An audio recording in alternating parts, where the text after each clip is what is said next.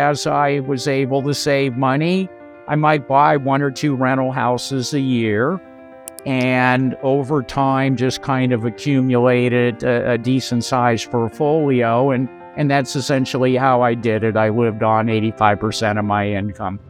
There is a new American dream, one that doesn't involve working till you're 65 before you start enjoying life. If you're someone looking for ways to regain control over your time and check off that bucket list now, you're in the right place. We share tips from experts on investing, personal finance, and mindset so that you can finally have the freedom to work less and live more. This is the Freedom Investing Podcast with your host, Chris Toribio. What's going on, everyone? This is Chris Toribio with the Freedom Investing Podcast, and I'm so happy you're here to join us for another amazing episode. If this is your first time tuning in, welcome to the show. Please make sure to hit that subscribe button so you can stay up to date with our latest episodes. Moving on to today's guest, we have Arn Cenedella. Arn is a real estate broker and investor with over 44 years of experience in the real estate industry. Arn joined Cenedella and Co, his family's residential and investment brokerage firm, in 1978.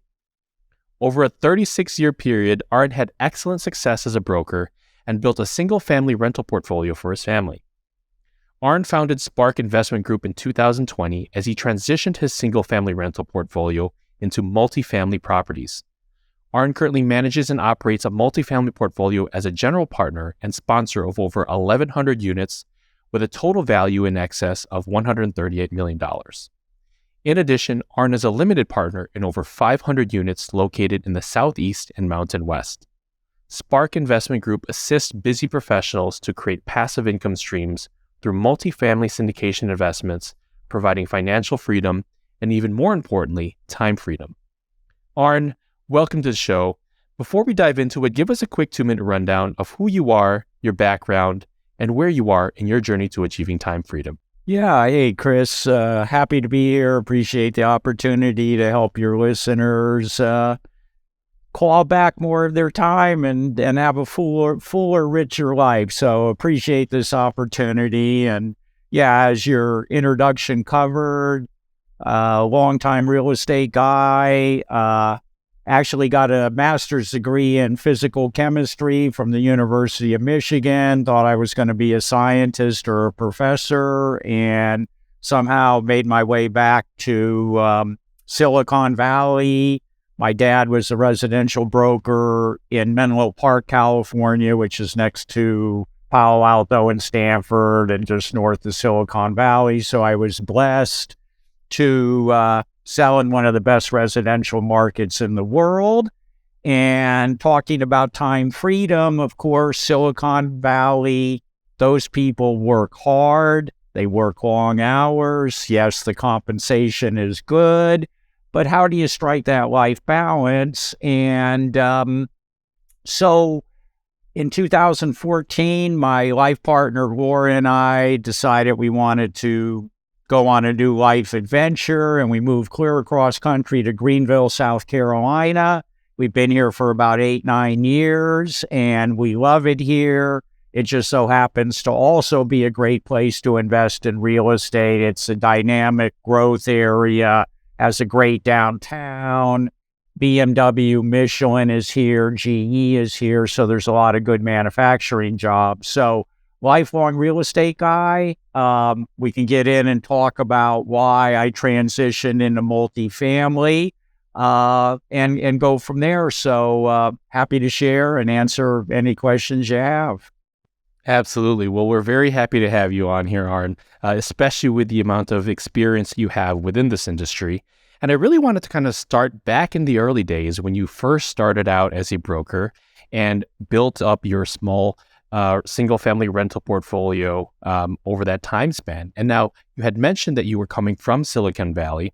Now, at this time, was Silicon Valley the same type of real estate market as it is today? I kind of want to start with that. Yeah, no, I would say prices were about 10 to 20 times lower than they are today. So I guess when I started in Menlo Park, let's say, it was maybe $100,000 a bedroom. So 3-bedroom house was $300,000. By the time I left, it was closer to $1 million a bedroom. So a 3-bedroom home was kind of $1 million. So fortunately, in 1978, prices were still relatively affordable, and through the 80s, they remained relatively affordable. And then, of course, this all kind of coincided with the explosion of Silicon Valley.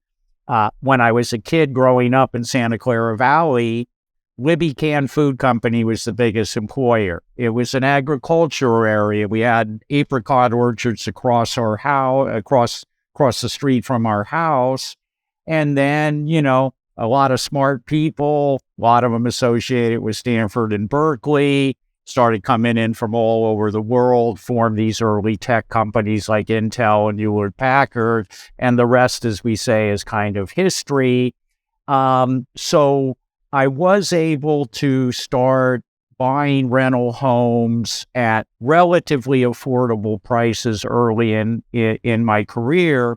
And I basically followed in the footsteps of my father, who was also an investor. And one of the things he told me early on was, Arn, the real estate brokerage is a wonderful business. It'll create income. It'll provide a good income. But the key to financial security, financial freedom, is really through investment. So the brokerage creates the income, but really the key to kind of creating the life you want of abundance, of security, of some level of freedom, you really need to invest that income long term. And it doesn't have to be real estate. There are many places you can invest, but my vehicle was real estate. My dad invested in single family homes, and that's what I started to do in the Bay Area. And then as time went on, we went into Austin, Texas, also into Virginia. And so over time was able to build up a fairly sizable single family portfolio. And it was all the idea, use the income to create capital that you then invest. And basically that capital goes to work for you every day, 24/7, 365 days a year, right? They get up and go to work for you. And that's how you kind of create some freedom. And it allowed me to always kind of have a good life balance after I got the brokerage business set up, which took about 5 to 10 years. It's not an easy business. You really got to grind, but at a certain point, you build up a clientele, you build up a book of business, and you get referrals, you get repeat business. And so I make an analogy. It's similar to an airplane taking off. When it takes off, you hear those engines going 1,000 miles an hour. And once you get to cruising altitude, the pilot kind of cuts back and you just kind of go along. So as my brokerage business solidified, I spent more and more time on the investing end. And it did allow me to coach my boys in Little League and soccer. And we spent hours and hours outdoor in the community with other kids. And so that was a great time in my life. And fortunately, I didn't have to work 60 hours a week, and I wasn't tied to a location and didn't have a boss to answer to. So I basically was the captain of my own ship. I love that. And there's two really important things I'd like to break down there because of the fact that it resulted in your ability to be there for your children when they were growing up. The first one was you went through a growth phase in your business. The second one was you went through a growth phase in your investment portfolio. In order to do that, you had to have some sort of system in place on a personal finance standpoint in order to be able to do that, right? So when you got your personal financial house in order, what did that kind of look like for you in terms of your living expenses and how you managed all of that? Yeah, so to go back to my dad, who was born in 1921, okay? So he lived through the Depression as a young child in the Boston area, which is where my family immigrated into the U.S. in the early 1900s. So you can kind of imagine someone who's lived through the Depression is going to be fairly conservative with money. And so he sat me down one day and he goes, Arn, pay yourself first. And I go, what does that mean? Pay myself first. And he basically said, whatever income you receive, you put 10 or 15% away for investment, for savings. You live off the 80, 85% of your income, not 100%, not 110% like many Americans can do. You try to live off 80, 85% of your income. That then allows a little surplus to develop that you can then accumulate capital that you could buy houses. And so I tried to implement that. It took me a little while to get the hang of it. I was 25, and it takes a little time to kind of figure things out. And then I got married and then I started to become a dad, and it really kind of motivated you to really be disciplined. But that's the key to it. Live below your means, invest the excess. And so basically, as I was able to save money, I might buy 1 or 2 rental houses a year, and over time just kind of accumulated a decent sized portfolio. And that's essentially how I did it. I lived on 85% of my income. I love that. And during this period of time, as you had mentioned, you went through this growth phase in your business before you got to the point where it was cruise control, right? So when it came to your everyday life and the day-to-day way you spent your time, what did that kind of look like for you before you got to that point where you can go more cruise control? Yeah, so, it was working 7 days a week in the residential real estate business. Saturday, Sunday's a big day. And of course, you have to be strategic. You want to provide service to your clients, okay? But you also need to set some kind of personal boundaries where you can't be on call 24/7. And so it's a fine line to walk, but most of my clients were in a similar situation. They were busy. They had kids. They understood time had to be managed. So a lot of 7-day weeks, evenings, and so on and so forth. But even with that, I was able to find, I'm kind of a fitness guy, so getting an hour first thing in the morning at the gym was important. So I got that done. I'd coach, so in the afternoons, I would plan to have, 1 or 2 afternoons a week free.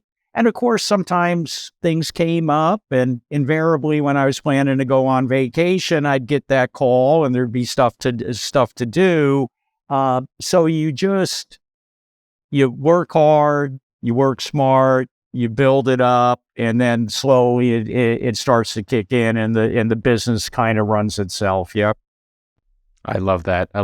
That's a great way to get to that point, but it also goes to show that there is some sort of component of sacrifice in there that everybody has to kind of go through before they get to that point.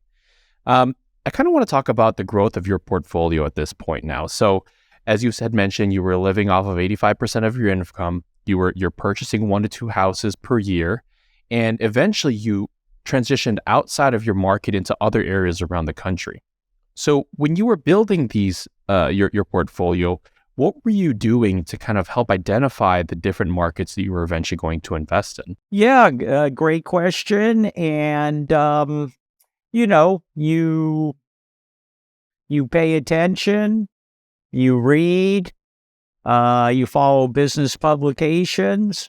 One of the things I'd always do if I became interested in a particular area, let's say for a while there, I was really hot for Huntsville, Alabama. Well, I subscribed to the Huntsville Business Journal and then got that, it might have been about a twice a week publication. So there's economic figures, there's loads of data, population growth, job growth. You hear of Boeing opening a facility outside Charleston, South Carolina. So you kind of track, where are these big Fortune 500 companies going? It was clear tech was moving to Austin.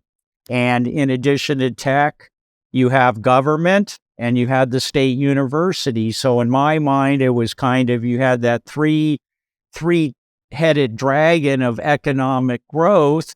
And I was fortunate enough to start investing in Austin about 2009, which is about the perfect time. So you pay attention, you follow economic trends.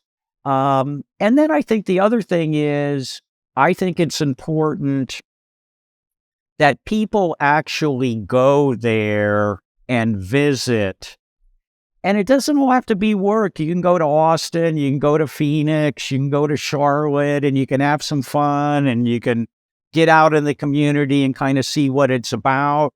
What I always found helpful was, while yes, I had maybe appointments scheduled with other realtors to show me property or property managers, I also took the time to talk to, for lack of a better word, the locals that I might meet in the restaurant or talking on the street, because they didn't have anything to sell me, right? So if I ask them, hey,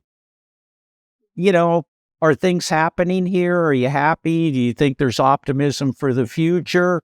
People will give you kind of an honest assessment. So I kind of relied on their feedback. And then, of course, when you're in an area, boots on the ground, eyes on the prize, kind of, you can sense kind of a vibe about a community in an area. So I would encourage people to kind of rely on their instinct, developed over much time, about what they see going on. And I would also say, is what they see going on appealing to them? Because I think at the end of the day, we all kind of want the right thing, the same things. We want to feel safe. We want to feel a sense of community. We want to feel there are areas for recreation and socialization. That could be hiking, biking. It could be wine tasting. It could be hanging out at the coffee shop. And so when you get here, you can kind of see the vibe. And so that's what I kind of relied on as I started investigating these other areas.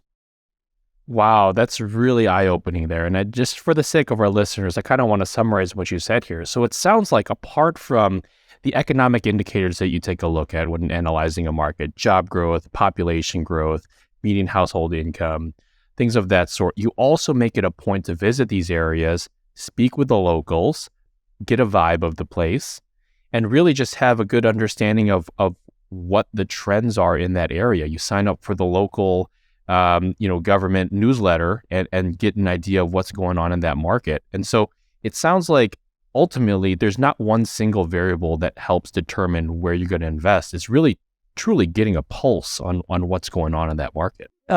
Correct. And if you see things you like, you'll understand that other people will be attracted to it also. And so, particularly in some of these non-coastal areas, which typically tend to be a little less expensive, though Austin is now considered a coastal town because it's so expensive, not saying that's bad, you want to see areas that people from these more expensive coastal areas could actually see themselves living and want to move to, because they bring capital, they bring income, they bring education often, and that's the other thing. I think employers want educated workforce. They need educated workforce. So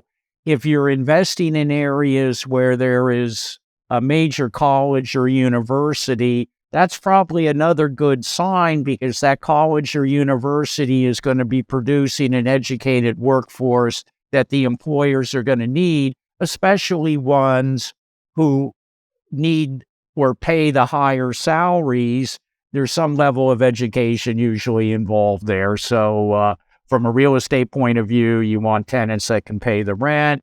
If you're flipping houses, investing in single family homes, you want buyers who are able to afford higher priced houses. And that all comes down to income, which is often tied to education, though not necessarily. Those are really, really good insights, and I appreciate you sharing that with us. And out of curiosity, as you had mentioned, when you invested in Austin, it was back in 2009. It was pretty much the perfect time to invest in this type of area.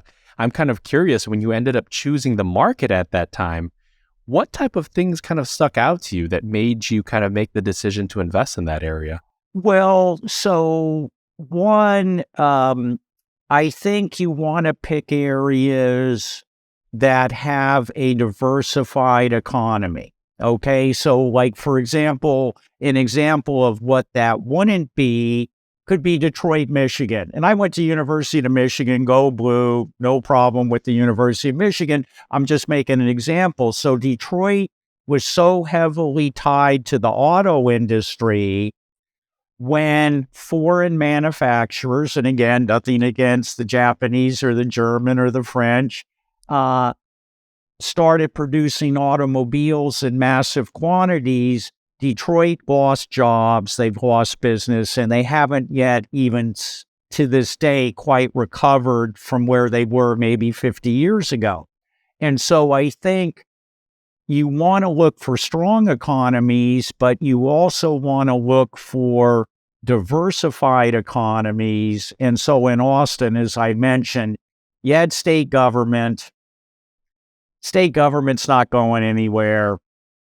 The government's going to get funded one way or the other. There's going to be congressmen, congresswomen, staff, agencies, bureaucracies, DMV, the whole bit. Universities are generally pretty economically stable, right? Certainly the economy impacts them, but it's not a profit for loss or loss business. So funding for education, universities are generally fairly stable and also big employers. And then you add in tech, Dell Computer was there. There might have been CompuServe. I know Dell was a big one. So you have government, education, tech. It was kind of like a no-brainer that that's going to be pretty good. And of course, coming from Silicon Valley, seeing what tech did in the San Francisco Bay Area, it was easy to see that the growth could be similar elsewhere. Wow. That's, if there's any way to kind of gain a crystal ball in the future there, taking a look at those type of things at that type of level is surely the best leverage that you can take advantage of. I love that. Yeah, thank you. And so at this point in time, right? So you've built out the single family portfolio in several markets, and then you eventually transitioned into multifamily properties. Now, prior to this transition, though, were you managing a lot of these properties yourself, or were you having systems in place to help do that for you? Great question. So the local Bay Area properties, I managed myself. In Austin and in Virginia, I would hire third-party property management. And I would say to people who are looking to invest out of area, property management is one of the key factors. If you have a good property manager, your investment's probably going to be successful. If you have a bad property manager, it may not be as successful, and it'll probably be more headache and hassle for you. So selection of the property manager is important. And I would also kind of submit it's somewhat a trial and error method to find a good property manager, right? It would be just like, are you going to find a great hair cutter first time out? Maybe yes, maybe no. Are you going to find a great attorney? Maybe yes, maybe no. And so there has to be kind of a trial and error process. And so I would say as people go into areas, You don't have to go all in day one. If you have a certain sum of investable capital that could buy 10 houses in this market, my suggestion would be buy 2 or 3. Try to find your local team, property manager, contractor, lender, insurance broker.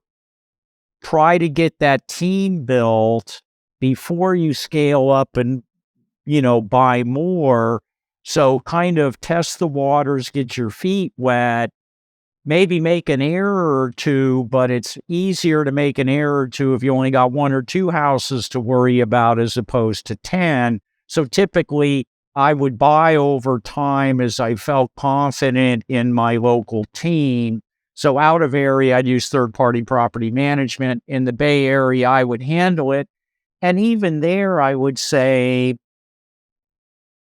for me, being in the real estate industry, I was always out and about anyway. I was showing buyers. I was talking to sellers. I was meeting with contractors. I was getting houses fixed up. So my day-to-day life was much different than some W-2 9-to-5 person who has to be in the office, right? Because I'm out driving around, and if something comes up and I got to run over to this property, it's not like I'm in the middle of a meeting with my executive vice president and the tenant calls me and says, oh, my hot water heater went. At that point, it's pretty difficult. So I had a little bit of advantage just due to it. And I would say, even if you're investing in your local market, and even though property management may cost you 8 to 10%, I would submit having professional property management is well worth the expense, considering the time they save you. And also, if they're good, they'll prevent mistakes that you might have ordinarily made on yourself just because you're kind of learning about investments. So even locally, and that was kind of a growth point for me because I don't know about you, but often one might think, well, I can do it better than anybody else. And so, there's a little ego involved there. But I can tell you, as I've learned to let go of the property management, and that was one of the reasons to go into multifamily, it's a little bit easier to get good property management. And it's nice having 50 rental units in one spot as opposed to 50 around town. I came to realize I was a decent property manager, but that really wasn't my strength, and that isn't what I enjoy doing. So now that I've been able to offload that to people who do it better than me, frees up my time, and also allows me to focus on what I enjoy best about real estate investing, which is kind of the networking, doing the relationships, finding the deals, putting the team together to buy them. That's what gets me jacked up. It's not dealing with repairs or trying to collect rent from a tenant. I'm just not, emotionally made to do well at that.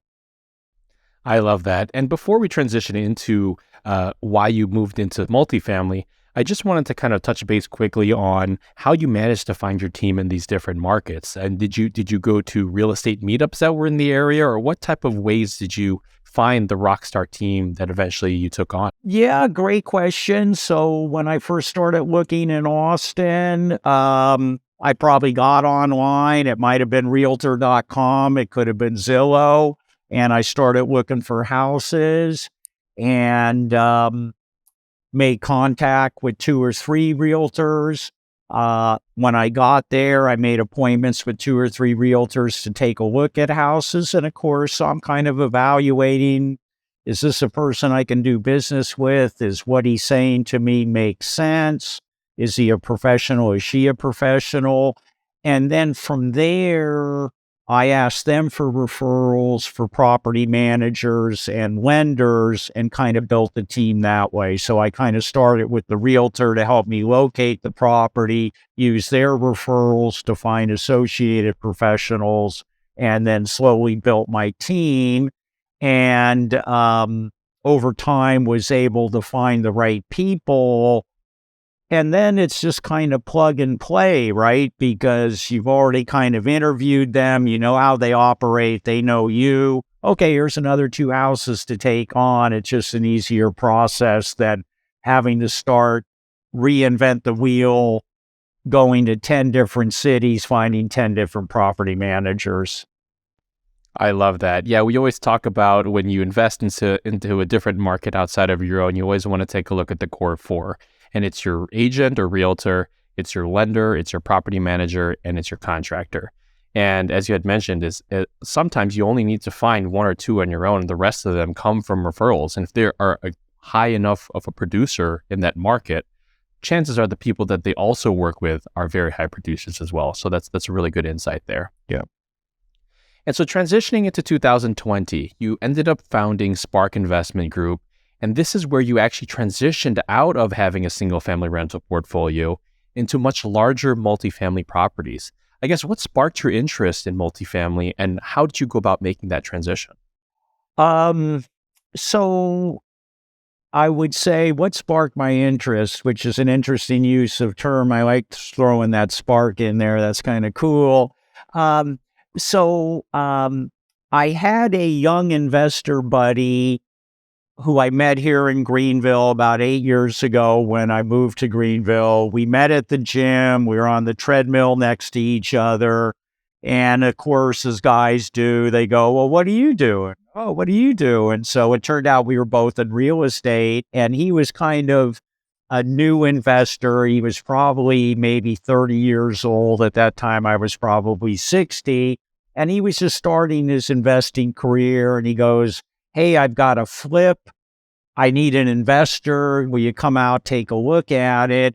I went out, we took a look. I didn't invest with him, but he had moved into multifamily and was doing very well at it, was doing very well at multifamily syndication. And right when COVID broke out, it would have been March 2020, he gives me a call and he goes, hey, Arn, what do you think's going to happen with rent collection? And I go, Mario, I don't know. Talk to me on April 5th. You know, it was the middle of March. I had to wait till April 1 to see what rent came in and so on and so forth. And so we had a talk, and I knew he had done a few multifamily deals, and he said, hey, there's a really cool podcast that I want you to listen to on multifamily investing. And I listened to that podcast, and kind of a light bulb went off in my head, similar to your podcast, you know, where you're educating people.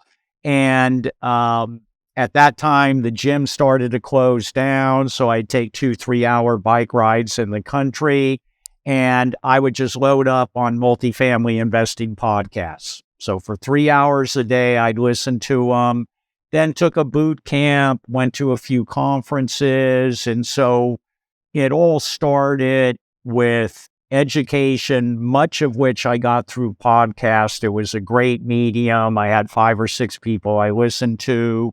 And then I bought a few smaller assets, a 12-unit building, a 16-unit building with a couple local friends, and then just started kind of building my confidence. And, you know, I've been in real estate a long time, but it's good to kind of be humble and just kind of understand as you move into a different area, yes, you have a wealth of knowledge, but you can still learn. And so I was very open to taking information from people who are in the space doing more than me. And over this time, I had turned over the management of my single family rentals to a young guy I knew here, Brian. And he's a great property manager. He has renovation crews. He works hard. It's fabulous. And I kept saying, hey, Brian, come on, let's do a couple multifamily deals. Because I knew I wasn't the operator, the great operator, and I couldn't, in good conscience, ask people to invest their money with me till I knew I had the right team in place. I could find the deal, but I needed somebody to run it. And as we've discussed, the operation is probably the most important part of it. Finally, after about a year and a half, I finally found a property that he liked, that he agreed to go in with me. And since then, we've probably bought over 500 units here in Greenville, probably 45 million. And it was finding Brian the right partner that allowed me to feel good about taking the next step and 10xing the investment thing. So that's how it kind of happened. Education, found the right partner. And what we found now is one area of weakness is the financial and accounting. We can do it, but that's not how we are. Well, so I met a friend at a conference. He lives up in Cary, North Carolina, and he's a Silicon Valley transplant too. Well, he spent 20 years as a CFO. So that dude knows spreadsheets. That guy knows how to keep track of money. So we're bringing him onto the team, and now it's kind of a 3-person team. And so you kind of fill it out. And of course, until you get in the game, you don't really know what you don't know and what you need. So you just got to kind of build it up. And it's relationships, feeling good about people, building some trust, and you find the right guys or women to work with. Yeah. I love that. That's a perfect example of the way a strategic approach to developing a team is really finding those synergistic relationships and people who are really good at the things that you either don't want to do or are not necessarily good at yourself. And it sounds like you've built a fantastic team there. You need some honest self-reflection, self-awareness,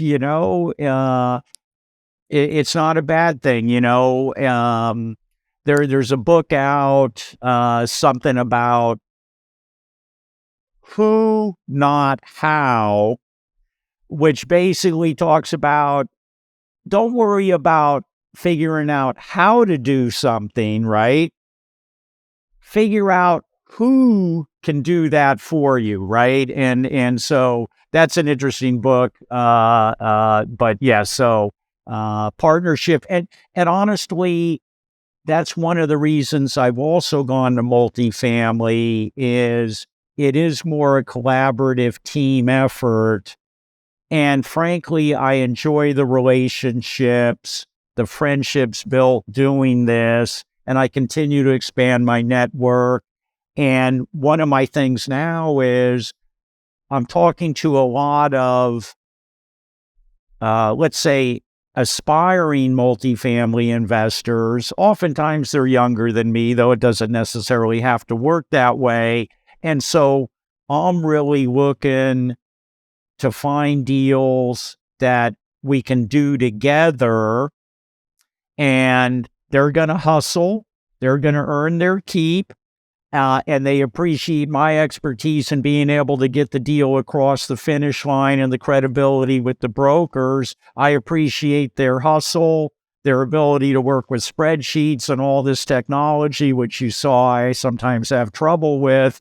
And so I'm looking to bring other people in and help them on this journey as an active way. And then, of course, as a passive investor, one of the reasons I do what I do is real estate's created good work-life balance for me. And so I want to help other people get that because I know they work hard, they have family, they have community, church, whatever it happens to be. And life in 2023 is pretty hectic, as we all know, right? It's kind of nonstop. Even here in South Carolina, it's pretty hectic. Absolutely. Yeah. Well, I love that, and I love your mission to give back to other people who are also aspiring to get into this industry. That's very commendable. All right, folks, well, we are coming towards the end of today's show, but before we start, it is time for our Freedom 5. These are 5 questions that we ask every guest on our show, starting with the most important question: what is your why? What is the underlying motivation behind everything it is that you do? Well, we've kind of touched upon it. Try to live my life with character and integrity, and real estate's been very good to me. So my why is to help other people use real estate to kind of create the life they want for themselves. I believe in it, and it's tried and true. You just have to kind of have the right people and the knowledge to make it work. Beautiful. Love that. Second question we have here. What book has had the largest influence on your life? Well, it's a non-real estate book. Coming from California, I've done a lot of work on myself and counseling and so forth. And one of the great books I've ever read was The Power of Now by Eckhart Tolle. And it kind of talks about how, to the degree each of us can kind of stay in the present moment, life is good. We trip ourselves up when we're worrying about the past or worrying about the future, or having regrets about the past, whatever happens, there's some fear about what the future is. So to the degree we can stay present to the moment and kind of accepting of that, our lives are better, easier, more full. And that applies to personal relationships and business. So it's an old book, not a long book, pretty simple, but it's kind of eye-opening. I love that. And especially when it comes to people who are aspiring to get to a certain place in their life and they're always thinking ahead, or they're always looking back at the mistakes that they made so they can learn from them. You're right. There's a lot of importance to understanding that some of the value that you should be getting is just being present in the moment. And that definitely sounds like a book worth reading. Third question we have here. What is the most impactful thing, whether it's a piece of technology, a habit, or a person, that has helped in freeing up your time? Well, for me, I would say it's my cell phone and maybe my iPad.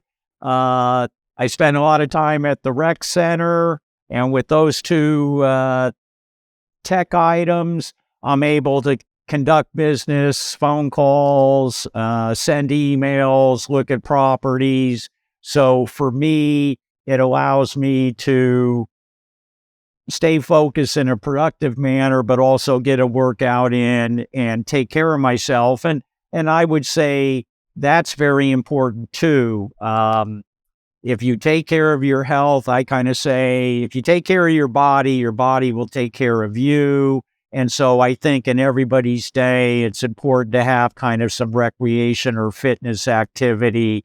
Helps everything else. I know if I go to the rec center and something's bothering me and I get a good workout, all of a sudden those problems don't seem as bad. So it's as much for the heart and mind as it is for the body.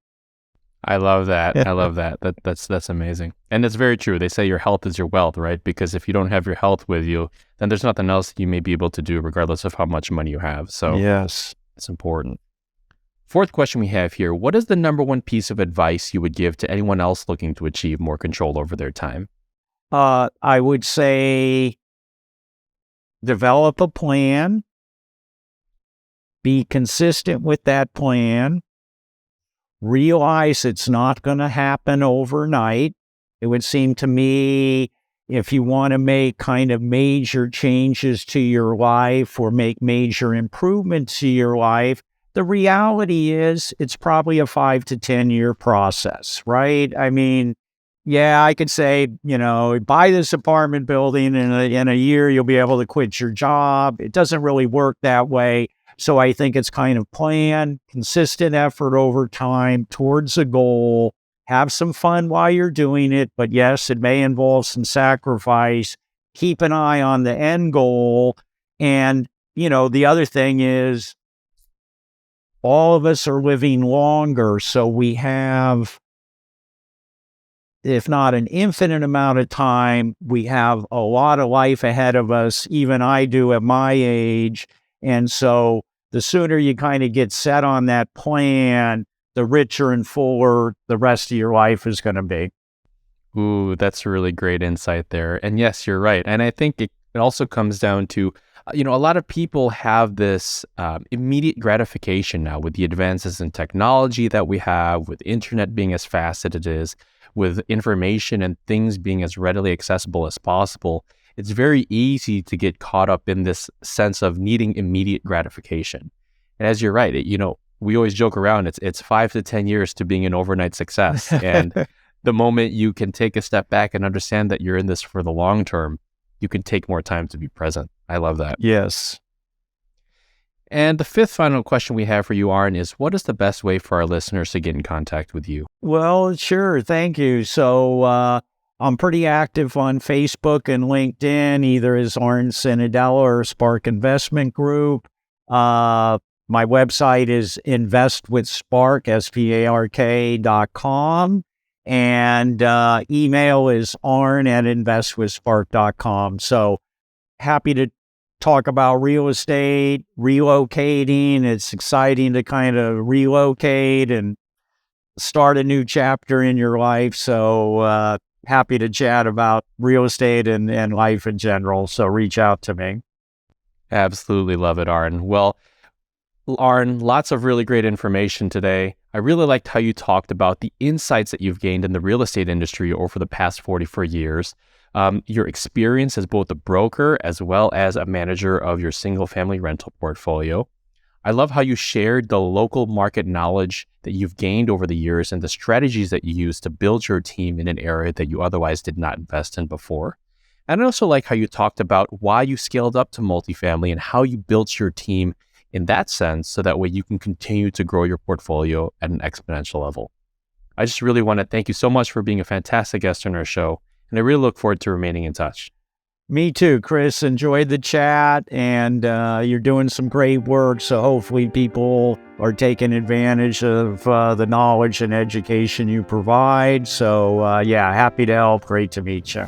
Now, if you like this show and want to learn more about how we can help you free up your time through passive real estate investments, check out www.freedominvesting.com.